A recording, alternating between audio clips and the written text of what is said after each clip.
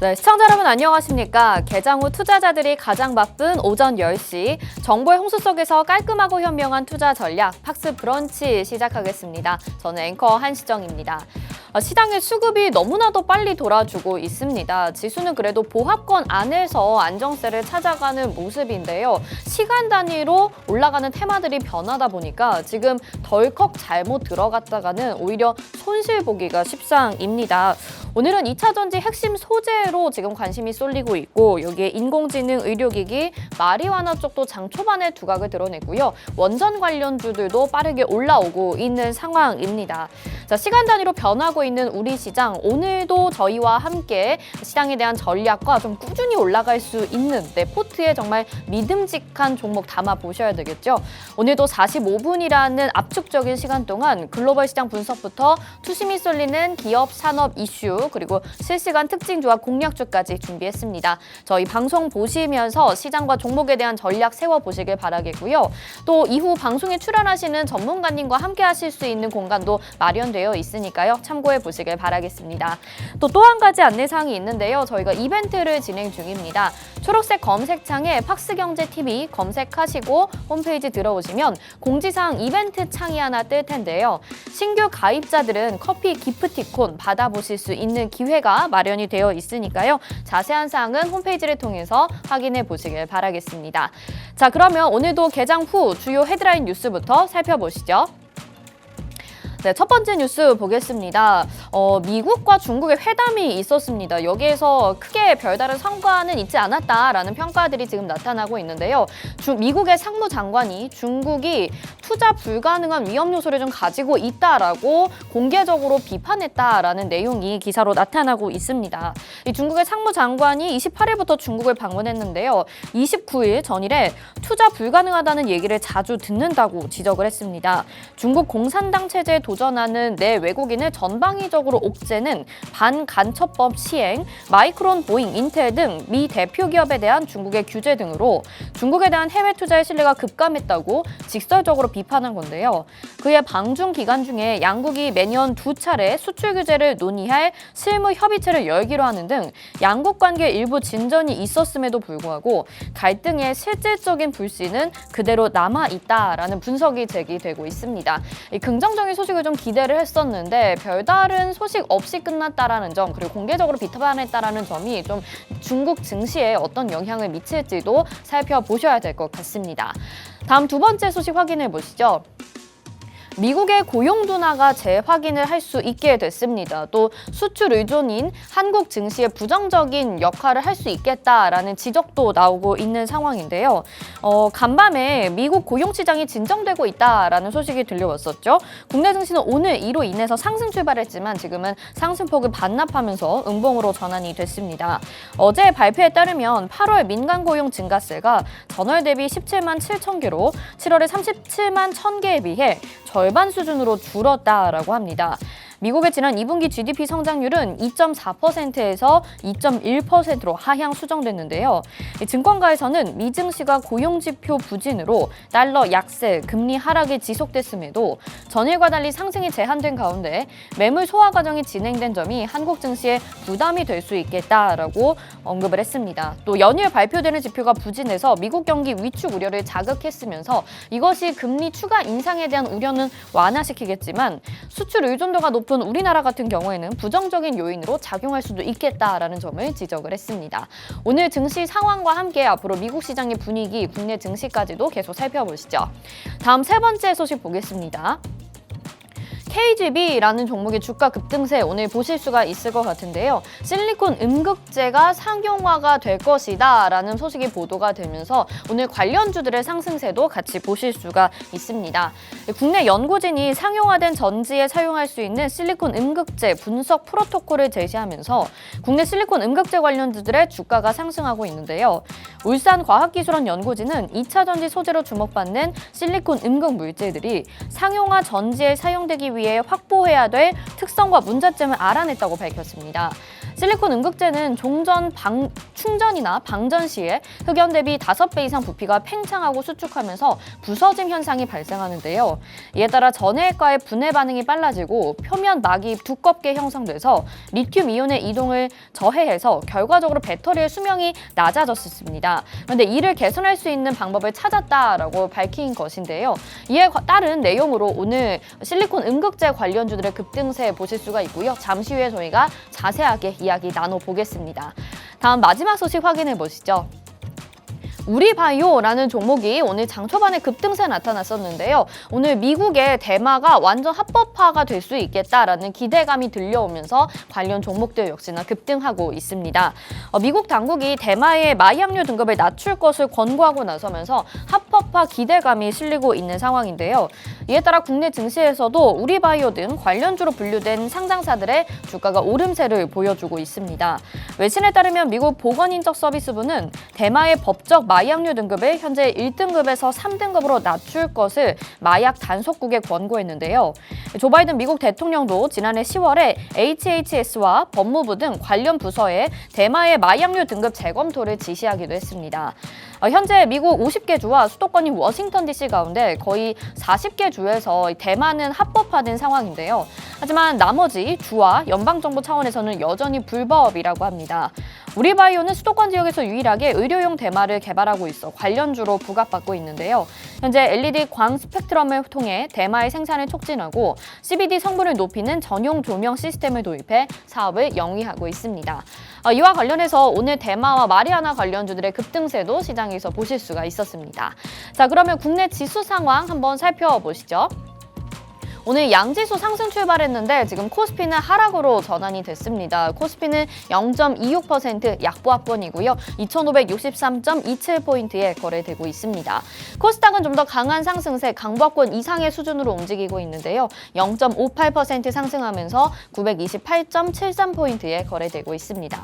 다음 수급 주체별 매매 동향 살펴보시죠. 네, 오늘 시장에서 역시나 개인들만이 매수를 해주고 있습니다. 최근에 그래도 개인과 기관의 매수 우위를 살펴보실 수가 있었는데요. 오늘 다시 매도로 전환이 된 모습이고요. 개인이 코스피에서 680억 원, 482억 원 각각 매수 우위 보여주고 있고 외국인은 144억 원, 17억 원을 매도, 기관은 534억 원, 117억 원 매도 우위 보여주고 있습니다. 다음은 오늘 업종별 등락 한번 살펴보시죠. 네, 오늘 시장에서 지금 건강관리 기술이 2.58%의 강세를 가져가고 있습니다. AI 의료기기와 관련된 종목들이 크게 상승하는 모습을 보이고 있는데요. 따라서 3% 가까운 상승세 보여지고 있고요. 레저용 장비와 제품이 1.84%의 상승세, 그리고 생물공학 쪽이 1.8%의 상승 올라와주고 있습니다. 개별 종목군으로 이슈가 있는 종목들이 올라와주고 있기 때문에 세부적인 종목들 각각 이슈들 확인하셔야 될 것 같고요. 또 하락하는 업종 보시면 에너지 장비 및 서비스가 1.51% 하락하고 있는데요. 또 에너지 쪽에서도 급등하는 종목들이 있습니다. 종목별로 좀 희비가 엇갈리는 모습 보실 수 있고요. 비철금속이 1.20%, 전기 유틸리티 쪽은 1% 이상의 하락세가 보여지고 있습니다. 다음은 테마별 등락 한번 살펴보시죠. 오늘 상승하는 테마에 역시나 마리화나 쪽 보실 수가 있습니다. 앞서서 말씀드린 대로 미국의 나머지 주에서도 이제 합법화될 가능성이 높다라는 소식으로 국내 관련주들도 상승하고 있고요. 화이자 관련주가 오늘 오랜만에 올라와 있습니다. 코로나19 이슈로 인해서 올라왔었던 화이자 관련주들 과연 치료제 쪽에 어떤 이슈가 있을지 살펴보셔야 될 것 같고요. 탄소 나노튜브와 관련된 종목도 있습니다. 계속해서 신소재, 신물질, 신개발에 대한 기대감이 모아지고 있는데요. 오늘 이쪽으로의 또 테마 강세도 보실 수가 있습니다. 다음 하락하는 테마 보시죠. 전일에 상승했었던 테마들이 오늘 시장에서 조정을 받고 있고요. 또 새로운 테마들이 떠오르고 있습니다. 음성인식 어제 스마트홈과 관련돼서 AI와 관련돼서 급등했었던 모습을 보여줬는데 오늘 장 하락하는 모습 보여지고 있고요. 양자암화 테마도 통신 관련주 비롯해서 이제는 정말 아무 컴퓨터도 뚫을 수 없는 양자암호가 개발될 것이다 라는 기대감으로 전일장까지 급등 나왔었는데 오늘은 조정을 받고 있습니다. 그리고 하반기 신규 상장, 2020년 상반기 신규 상장 종목들 오늘은 하락하는 모습 보여지고 있습니다. 다음은 실시간 트렌드 검색어 상위 종목들 살펴보시죠.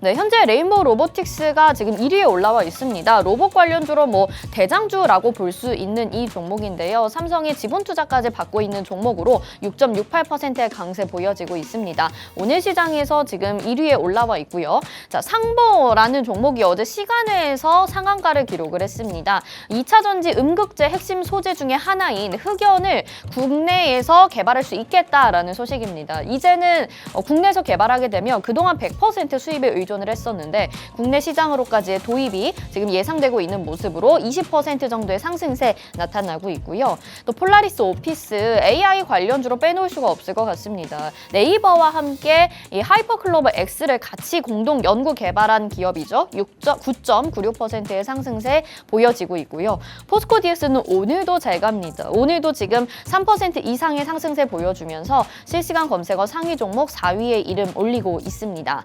자, 5위는 파로스 아이바이오라는 종목으로 바이오 종목이 지금 올라와 있고요. 박셀바이오 역시 AI 의료기기와 관련해서 올라와 있는 상황입니다.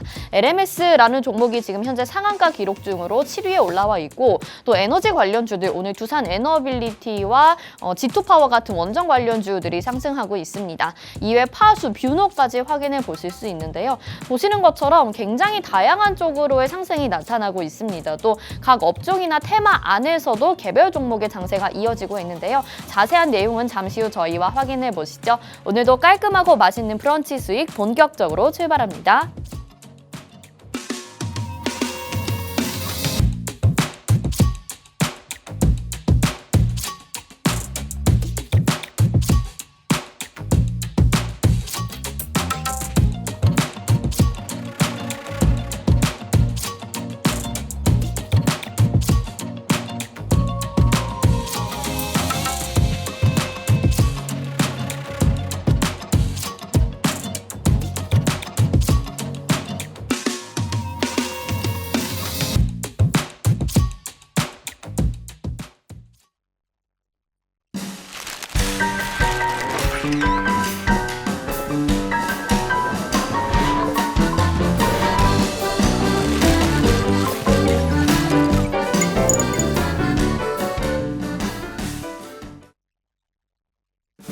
네, 투자자들이 가장 바쁜 시간 오전 10시 구간에 팍스 브런치 함께하고 계십니다. 저희 방송 유튜브를 통해서도 함께하고 싶다 하시는 분들이 있으시죠? 유튜브 검색창에 팍스경제TV 실시간 이렇게 검색하시면 유튜브로도 시청이 가능합니다.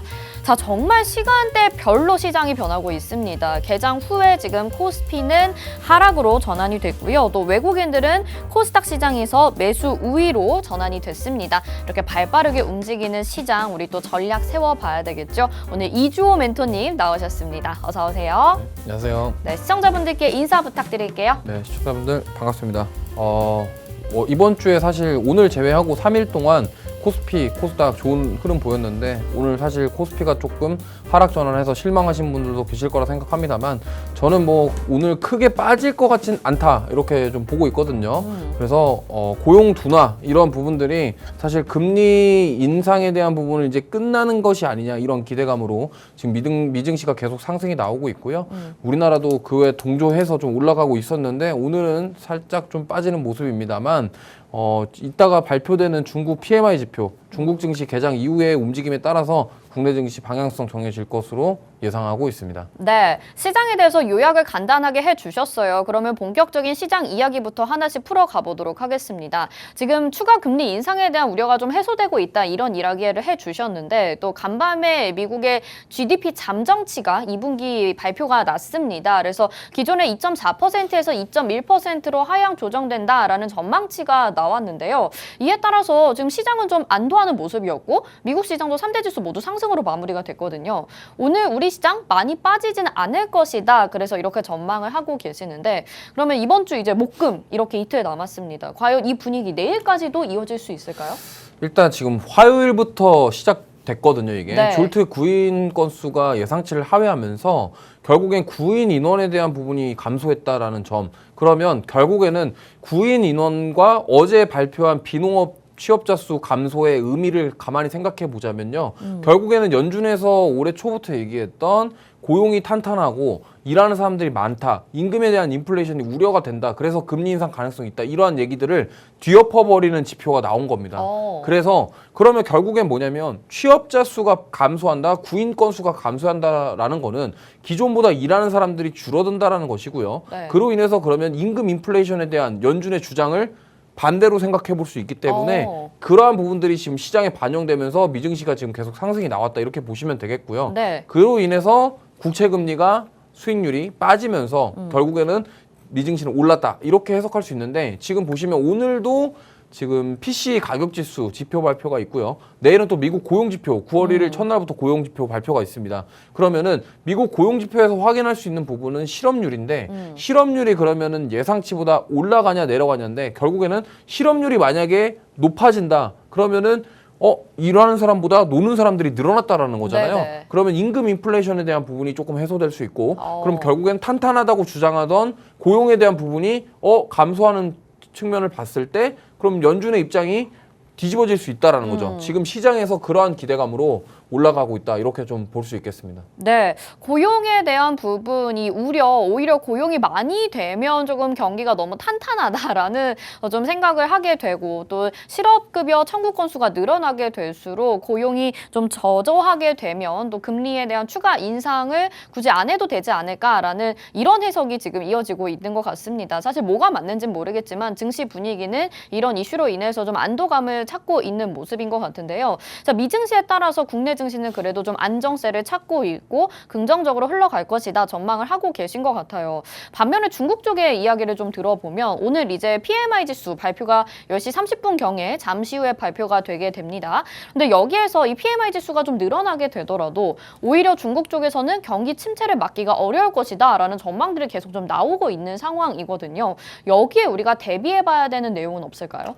일단 지금 중국이 3년 동안 너무 안 좋았기 때문에 네. 이런 학교에서도 선생님들이 그러잖아요. 학생들이 맨날 꼴찌하던 학생이 네. 이제 좀 만약에 시험 점수가 맨날 꼴찌를 했는데 네. 간만에 한 80점 넘어가면 선생님들이 너무 좋아하거든요. 그렇죠. 근데 1등 하던 학생이 80점 맞으면 80점 맞으면 큰일 났죠, 이제. 그거는 이제 진짜 못한 게 돼버려요. 네네. 그러다 보니까 지금 중국이 딱 그 꼴이에요. 뭐냐면 계속 경기 부양책을 했는데 경제 지표는 굉장히 안 좋았단 말이죠. 근데 오늘 만약에 발표하는 PMI 지표가 예상치를 상회한다? 그러면은 PMI 지표가 예상치를 상회한다라는 건 의미는요. 어쨌든 구매 관리 지수기 때문에 그런 것들이 경제 활동이 잘 일어난다라고 해석해 볼 수가 있어요. 네. 그럼 만약에 예상치를 상회해서 잘 나오게 된다고 한다면 중국 증시가 오늘 상승 나올 가능성이 있고요. 근데 만약에 여전히 PMI 지수가 예상치보다 낮게 나온다고 한다면 아무래도 충격받을 가능성이 있겠죠. 하지만 어쨌든 지금 이제는 중국 증시가 많이 조정을 받았고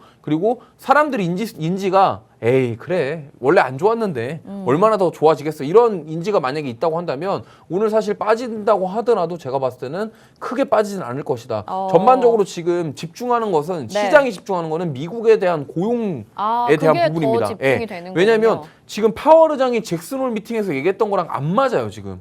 그러네요. 왜냐하면 거기서 지금 1년 내내 주장했던 거는 경기 침체 없다, 고용 괜찮다 이거였는데 네. 그럼 만약에 지금 고용 지표가 계속적으로 안 좋게 나온다고 한다면 그러면은 경기 둔화의 우려와 지금 금리에 대한 우려가 공존해 버리는 상황이거든요. 그러니까 더 꼬여버리게 되니까 지금 이거를 집중한다 이렇게 보시면 되겠고요. 네. 그래서 오늘 만약에 중국 그 PMI 지표가 잘 안 나와서 좀 충격을 받을 수 있겠지만 낙폭은 제한적일 것이다. 전 이렇게 보고 있습니다. 네, 좋습니다. 중국의 PMI 지수가 발표가 된다 하더라도 오늘 우리 시장의 낙폭은 크지 않을 것이다 라는 좀 긍정적인 해석을 해주셨습니다. 여러분들도 계속 저희와 함께 하시면서 이제 발표가 나게 되면 저희가 또 실시간으로 전해드릴 예정이니까요. 계속해서 시장에 대한 전략 세워보시길 바라겠고요.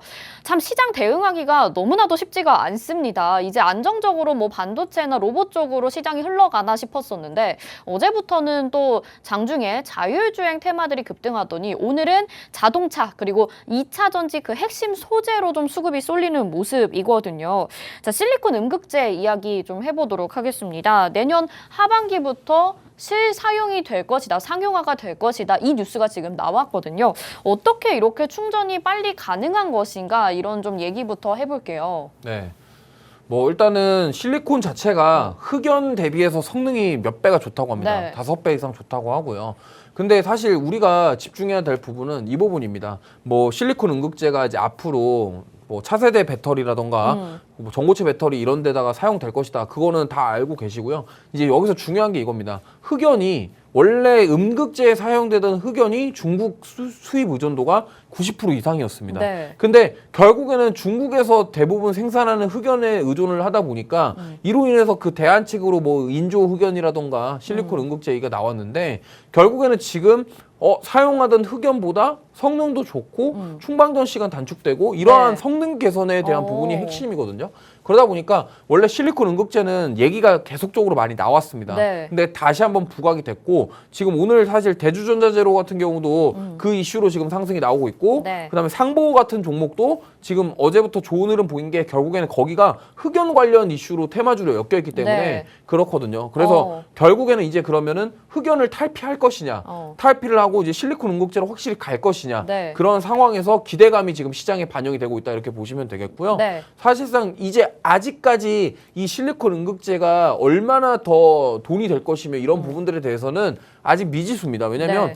뭐 어떻게 될지는 아무도 몰라요. 근데 사실상 지금 포르쉐라는 그 차에 네. 이미 타이칸이라는 전기차에는 납품이 되고 있어요. 아. 대주전자재료에서 이미 하고 있단 네, 말이죠. 네, 네. 근데 그걸 이제 더 확실하게 상용화 될 것이냐 말 것이냐 이런 부분은 좀 지켜봐야 되는 부분이고 네. 뭐 단기 이슈로 올랐다라고 볼 수도 있겠지만 저는 사실 뭐 오늘 단기 이슈로 올랐을 수 있겠지만 이런 양극재 제외하고요 다른 음극재라던가 뭐 전해 전지박 동박 이런 쪽은요 네. 저는 계속 봐야 된다고 생각을 하고 있어요. 그 네. 이유는 양극재 랠리가 너무 세게 나왔고요. 그리고 배터리 시장이 끝난 게 아니에요. 네. 뭐 에코프로가 조정받고 양극재 기업들이 조정받는다고 배터리 시장이 끝난 게 아닙니다. 그렇다 하면 이제 배터리는 시장 개화기를 넘어서 양산기란 말이에요. 네. 그럼 공장에서 이제 찍어내는 수준이에요. 왜냐하면 기술 개발은 끝났거든요. 네. 그럼 여기서 할 수 있는 거는 결국에는 성능 향상입니다. 그럼 같은 값이면은 성능이 좋은 걸 사용하겠다라는 거죠. 그게 네. 바로 이제 그 중에 하나가 실리콘 음극재고요. 그 외에 이제 배터리 성능을 향상시킬 수 있는 그런 소재 관련주들은 좀 계속 꾸준히 보셔야 된다. 네. 이 말씀을 좀 드리고 싶습니다. 좀 자세하게 많은 내용을 지금 풀어주셨습니다. 일단 궁금한 거 두 가지로 좀 요약을 해보면 지금 기사가 두 가지입니다. 실리콘 음극재가 곧 상용화된다라는 것과 그리고 흑연을 국산화를 추진한다. 지금 이 두 가지 소식이란 말이에요. 그래서 여기에 관련된 지금 관련주들이 모두 오늘 시장에서 급등 양상을 보이고 있는데 사실 지금 오늘 기사로 봤을 때 지금 실리콘이 결국에는 새로 만들어진 건데 흑연보다 10배 이상 밀도가 높다라고 이야기가 나오고 있습니다. 그러면 흑연 국산화를 한다고 하더라도 결국에는 수혜가 이 실리콘 음극재로 가게 되는 것 아닌가라는 생각이 들거든요. 흑연이랑 실리콘 중에 뭘 더 집중적으로 봐야 되나요? 그러니까 이게 참 애매한 게 네, 애매해요. 흑연은 지금 사용하고 있는 음극재에 들어가는 거고 실리콘은 앞으로 만들어질 배터리 그거에 들어가는 거거든요. 네. 사실 뭐 지금 2차 전지 배터리에도 당연히 실리콘 음극재가 이제 되면은 네. 양산화 과정에 이제 실리콘을 쓰겠죠. 근데 그거는 이제 업데이트가 되는 거고 네. 이제 앞으로 봐야 될 걸 우리가 전고체 배터리라던가 차세대 이제 미래 배터리에 대한 기대감이거든요. 네. 그러면은 어쨌든 저는 이렇게 생각합니다. 실리콘 음극재는 이제 앞으로에 대한 사업성 그거를 보셔야 되겠고요. 네. 근데 흑연은 이제 약간 저는 이렇게 생각해요. 물론 국산화 되면은 좋겠죠. 네. 지금 사용되고 있는 만들어진 배터리에 흑연 우리나라에서 만드는 흑연을 사용하겠지만 근데 제가 봤을 땐요. 국산화를 해서 이제 흑연을 가지고 우리나라 국산화 시켰는데 그때 되면 이미 실리콘 음극재라던가 그러니까요. 그게 나오지 않을까. 네. 그런 관점에서 봤을 때 우리나라 흑연에 대한 그런 기대감으로 올라가는 거는 단순하게 기대감에 대한 단기 테마 이슈다. 가능성이 있고요. 근데 실리콘 음극재는 사실 단기 테마 이슈도 있겠지만 네. 앞으로 멀리 봤을 때 사업성이 있기 때문에 어. 좀 실리콘 음극재 관련주들은 좀 눈여겨보셔도 좋을 것 같아요. 네, 이제 진짜 실리콘 음극재를 사용하게 되면 내년 하반기부터는 전기차 충전이 5분이면 가능해진다라고 하니까 확실히 이 이슈는 좀 중장기적으로도 괜찮겠다라는 말씀을 해주신 것 같고요. 흑연의 국산화 같은 경우에는 단기적인 좀 수급으로 보시면 좋을 것 같다 이런 얘기를 해주셨어요. 그러면 멘토님, 우리 이 흑연 관련주는 이것도 지금 시장에서 한 가지의 테마 장세, 급등했다 급락할 수 있는 이슈라고 봐야 되는 걸까요? 네, 급등이 나올 수 있다. 아, 왜냐하면 네. 실리콘 음극재가 여러 번 급등락이 나왔었습니다. 아, 네네. 네, 뭐 여러 가지 종목들이 있지만 대주전자재료도 그렇고요. 네. 이녹스 같은 경우도 그렇고요. 뭐 여러 가지 지금 실리콘 음극재 테마를 가지고 있는 종목들이 사실 급등락이 많이 있었고 지금 사실 주가는 되게 지지부진한 상황입니다. 네. 아, 실리콘 음극재가요? 네네네. 흑연 관련주들이. 말고. 예. 그리고 흑연 관련주들은 사실 저는 그거는 이미 지금 기술 개발이 끝났고 네. 결국에는 그 흑연을 90%를 중국에서 가져오는 거를 우리나라에서 어떻게든 만들어 갖고 국산화를 시킬 거냐 이 부분이기 때문에 아까도 말씀드렸지만 네. 단기 이슈예요. 왜냐하면 이게 국산화가 언제 될지 아무도 모릅니다.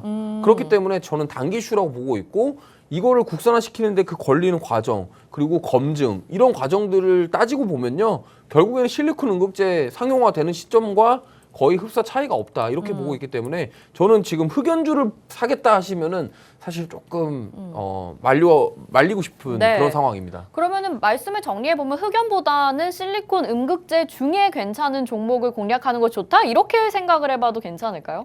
네, 제가 말씀드리고 싶은 게 바로 그 말이었습니다. 네네네. 예. 그럼 실리콘 음극재 종목들을 좀 한번 보면 좋을 것 같은데 오늘 KBG라는 종목 그리고 대주전자재료 장 초반에 비해서는 살짝 윗골이 달고 좀 내려오기는 했습니다. 그리고 뭐 일진전기 같은 경우에는 지금 계속 상승세를 좀 유지해 가고 있는 상황이고요. 종목마다 차트가 조금씩 좀 다릅니다. 그래서 대주전자재료, KBG, 일진전기 대표적으로 이 세 가지 종목 중에서는 어떤 종목을 좀 괜찮다고 보시나요? 네, 저는 좀 대주전자재료를 좋게 보고 있고요. 네. 지금 대주전자재료 보시면은 과거에 한번 슈팅이 나왔었어요. 슈팅 나오고 지금 조정을 받았는데 이게 지금 보시면요. 여기서부터 네. 그러니까 2022년 작년부터 추세 자체는 계속 우상향이거든요. 저점을 높여가고 있는 추세를 보이고 있습니다. 네. 그래서 지금 이렇게 저점을 계속 높여가고 있는 상황이기 때문에 제가 봤을 때는 이제 여기서 만약에 10만 원대를 안착하고 다시 올라가 준다고 한다면요. 네. 추가 상승 여력 충분히 있다라고 보고 있고 네. 이게 여기서 만약에 지금 하방 추세를 만들어가 버리면 문제겠지만 그게 아니라 되돌리면서 만약에 올라가면은 이거는 제가 봤을 때는 여기 13만 원까지도 다시 한번 노려볼 수 있는 그러한 자리이기 때문에 네. 저는 오히려 실리콘 음극재 쪽 보시면은 대주전자재료 보시면 네. 좋을 것 같습니다. 근데 아까 대주전자재료 말씀을 해주시면서 이게 포르쉐라는 차에 들어가는 거라고 하셨잖아요. 네.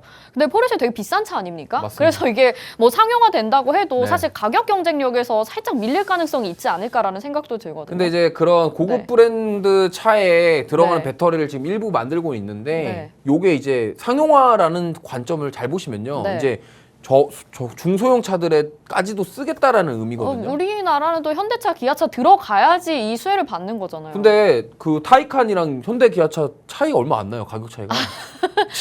뭔가 좀 GV70 전기차 부담이 돼서, 있잖아요. 네. 거의 8천만 원 후반대까지가 옵션 다 네네. 넣으면은. 근데 타이칸도 가격이 그 1억 5천이 넘어가긴 합니다. 굉장히 좀 부유하신가 봐요. 아, 제가 부유한 게 아니라 그런 차 차가 가격을 1억 알아야죠. 넘어가면 주식하는 비싼데. 사람들이 자동차 가격도 다 알아야 네. 돼요. 왜냐면 우리 자동차 주식들 사야 되니까. 그럼요. 네. 그래서 일단 가격대 자체가 우리나라 제네시스도 지금 어떻게 보면 싼 게 아니거든요. 전기차가 가격이 저렴하지 않아요. 물론 정부 보조금이 있다고 하지만 저렴하지 않기 때문에 타이칸에 들어가는 어쨌든 타이칸이라는 차는 지금 비싸긴 하지만 네. 앞으로 상용화가 된다라는 거는 우리나라에서 흔히 이제 현대 기아차부터 시작해서 전기차종에도 다 고루고루 쓸 수 있다라는 거기 때문에 그게 상용화가 된다 그러면 지금 사실 대주전자는 재료 같은 경우는 실적 모멘텀은 사실 좀 많이 부족합니다.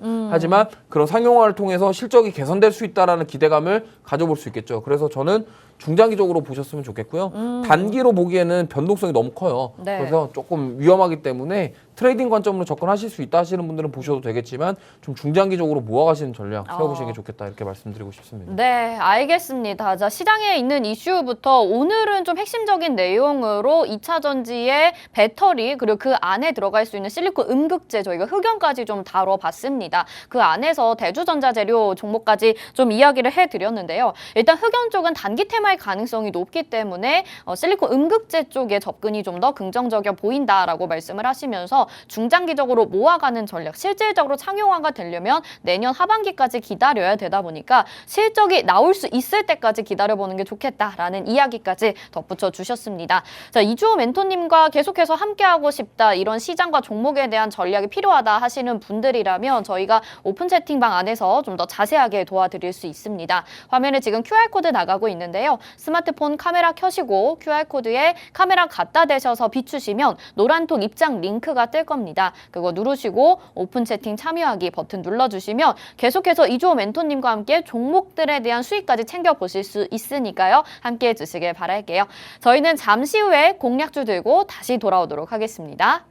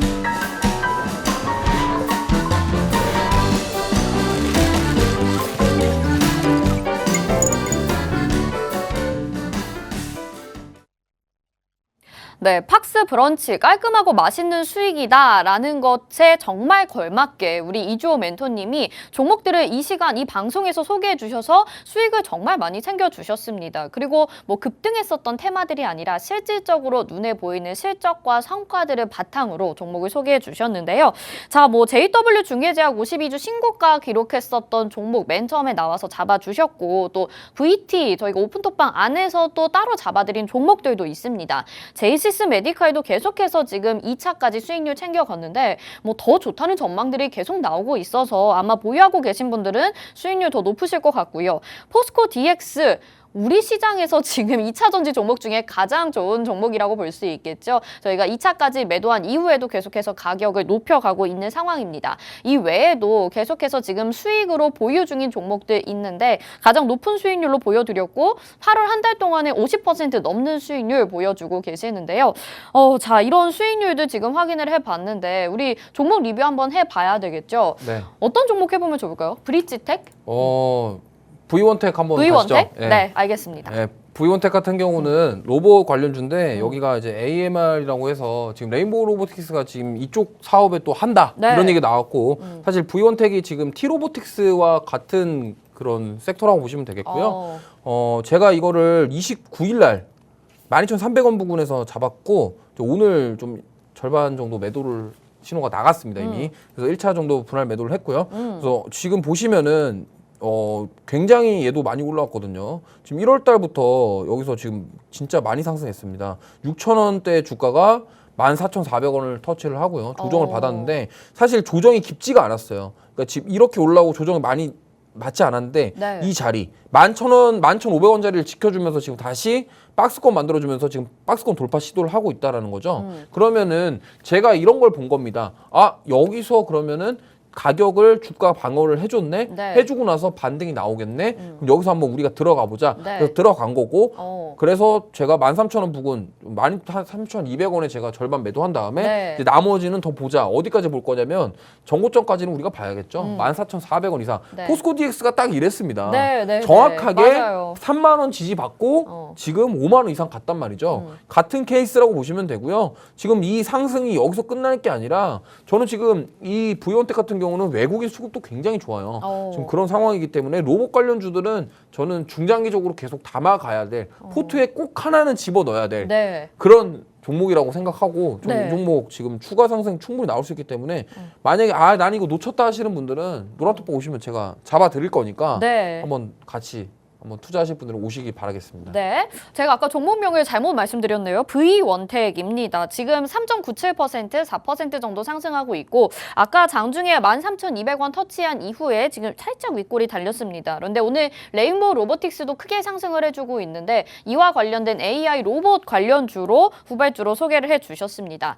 우리 포스코 DX 자리를 잡을 때에도 고점 아니야? 라고 생각을 했었는데 정말 지금까지도 꾸준히 잘 성장해주고 있는 종목이잖아요. 있잖아요. 그래서 V원택도 아마 비슷한 자리에서 공략을 하셔서 그런 수익률 기대가 된다라는 생각이 들고요. 일단 1차 수익률로는 지금 7% 넘는 수익률을 가져가고 있습니다. 아마 한 번 더 공략하게 되면 2차 수익률로 계산이 되지 않을까 싶은데요. 이 종목에 대한 전략도 오픈톡방 오시면 계속 추가적으로 받아보실 수 있으니까요. 함께 해주시면 좋을 것 같습니다.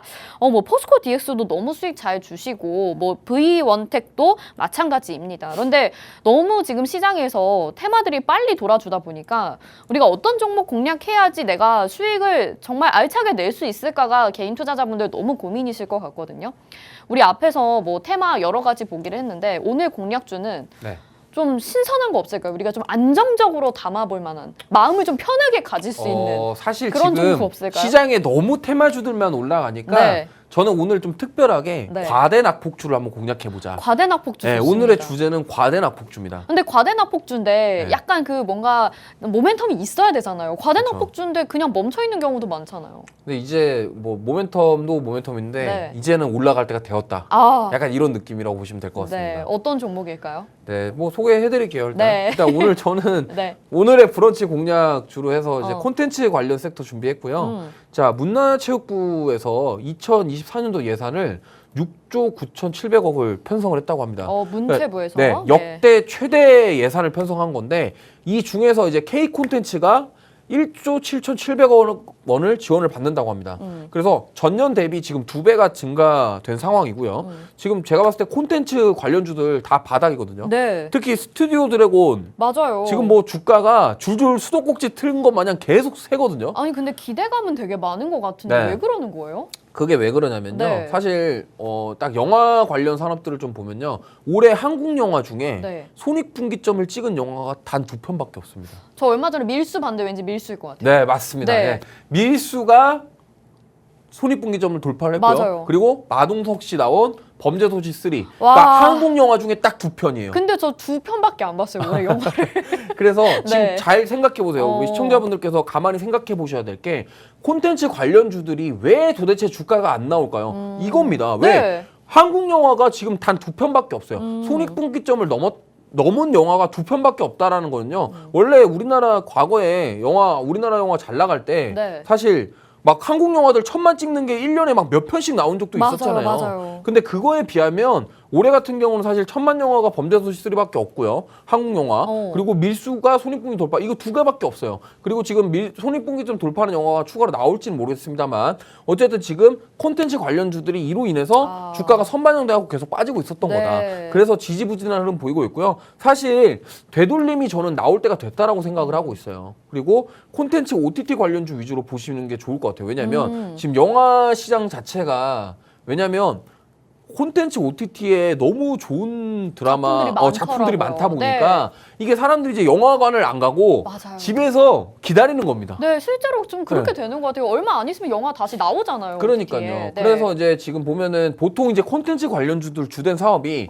드라마 제작 사업을 하는 데도 있지만 대부분 영화 배급 사업을 많이 해요. 그 영화 배급 사업이 메인인 기업들이 지금 주가가 완전 다 바닥권인 거예요. 네네. 그러니까 저는 그래서 이거를 우리가 맨날 테마주 쫓아서 가다 보면요.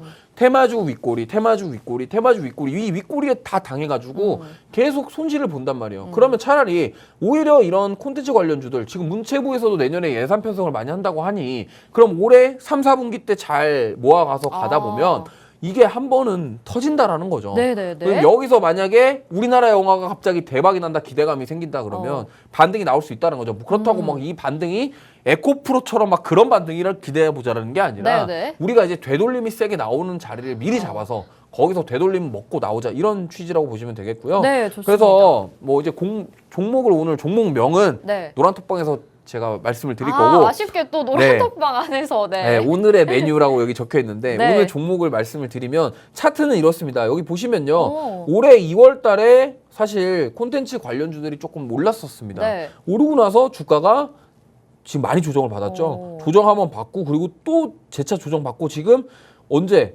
과거로 돌아가고 있어요, 주가가. 네네. 근데 지금 이 종목은 오늘 가져온 종목은요. 콘텐츠 주중에 지금 3, 4거래일 동안 계속 센 모습을 보이고 있는 그런 종목입니다. 그러네요. 최근에 네. 되게 많이 올라오긴 했는데 근데 네. 이거 매물대에 걸리는 거 아닙니까? 그래서 네. 그거를 제가 포착을 잘했죠. 근데 걸리는데 잘 지키면서 이제 나와준다고 한다면 네. 이건 올라갈 수 있다. 그리고 지금 그래서 이 오늘의 메뉴 종목을 말씀을 드리면 종목명은 말씀드릴 수 없고 아까 말했던 밀수, 네, 밀수의 배급사입니다. 아. 그래서 이 밀수라는 영화의 배급사고 손익분기점 아까 말씀드렸죠. 네, 네, 네. 그러면 그 손익분기점 본 실적이 올해 재무에 반영이 될 거란 말이죠. 어. 그럼 그거에 대한 기대감 그리고 여기 자회사가 드라마 무빙 네. 무빙 제작사인데 요즘 핫하더라고요. 네, 요즘에 OTT 드라마 1위라고 합니다. 보셨어요? 무빙? 네, 저는 봤는데 네. 재밌더라고요. 어떤 내용이에요? 뭐 초능력 얘기 뭐 네, 그런 뭐 거던데? 히어로물 얘긴데 아. 한국 코리아판 히어로물 아, 약간 네네. 이런 느낌이에요. 그리고 여기 오늘의 그 종목의 자회사가 이 드라마 무빙 제작사고요.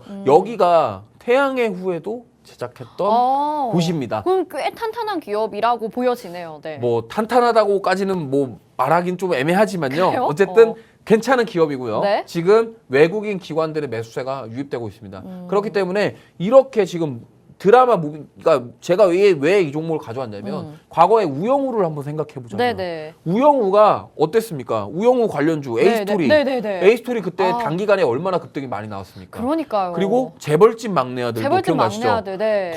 그 드라마도 레몽레인이 상한가 갔죠. 맞아요. 그러면 자 재벌집 막내 아들도 처음에 한 중간쯤 왔을 때 레몽레인 주가가 움직였어요. 네. 처음에 드라마 시작할 때 움직인 게 아니라 그럼 이것도 마찬가지예요. 무빙이 20부작인데 네. 이제 12, 13회 나왔거든요.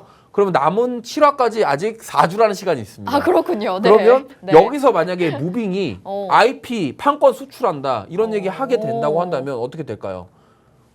주가 급등하겠죠. 네, 펌핑 네. 한번 나올 수 있겠죠. 네. 그런 걸 기대해보자 이렇게 말씀을 드리고 싶습니다. 근데 제가 우영우도 봤고 네. 재벌집 막내 아들도 보긴 했는데 사실 히어로물 같은 경우에는 좀 여성으로서 이렇게 취미로 보지 않는 분들도 좀 있는 것 같아요. 개인적인 취향으로. 그래서 이게 좀 호불호가 갈릴 수 있는 콘텐츠가 아닐까라는 생각도 드는데 거기에 대해서 어떻게 생각하세요? 제가 뭐 사실 저도 마블 네. 영화도 좋아하고요. 네. 좀 이런 히어로물 좋아하는 편인데 네. 이게 약간 히어로물도 있는데 로맨스도 있고 아 그래요? 가족도 있고 아 막 그래요? 이런 아. 그러니까 이 강풀 작가님이 아, 웹툰도 강풀 작가거든요? 웹툰도 네, 네, 봤는데 웹툰이랑 달라요. 아. 웹툰 내용이랑 살짝 달라요. 네. 각색을 좀 많이 했더라고요. 어. 그래서 저는 오히려 이러한 저는 그런 것 같아요. 강풀 작가님이 이제 상품화를 시키기 위해서 네. 돈을 벌자라고 어. 작정하신 거 아닌가 네. 이런 생각을 좀 하고 있고 네. 사실 배우가 저는 좋다고 봐요. 류승용 씨도 나오고요. 오. 조인성 씨도 나오고 제가 여기 뭐 드라마 제작사 관련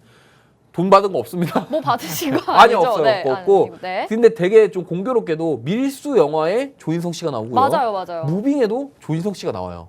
같은 회사죠 지금. 네. 근데 여기가 배급사 제작사 여기 같은 쪽이거든요. 어. 조인성 씨가 이쪽이랑 뭔가 관련이 있나? 근데 더 웃긴 거는 옛날에 그 7번 방의 선물이라고 네, 천만 네, 영화 네. 찍었던 그 류승용 씨가 나왔던 영화 배급사가 또 이 기업이었습니다. 그러다 보니까 아무래도 지금 이 무빙이라는 드라마 자체가 지금 굉장히 핫하고 있고요. 네. 디즈니 플러스 쪽에서도 지금 광고를 엄청 하고 있어요. 지금 뭐 노란톡 보시면은 거기에 광고 엄청 뜨거든요. 네. 근데 유튜브에도 광고 엄청 뜨고요. 어. 그럼 그만큼 뭡니까? 이제 여기서 이제 하나만 터지면 돼요. 네. 해외 수출.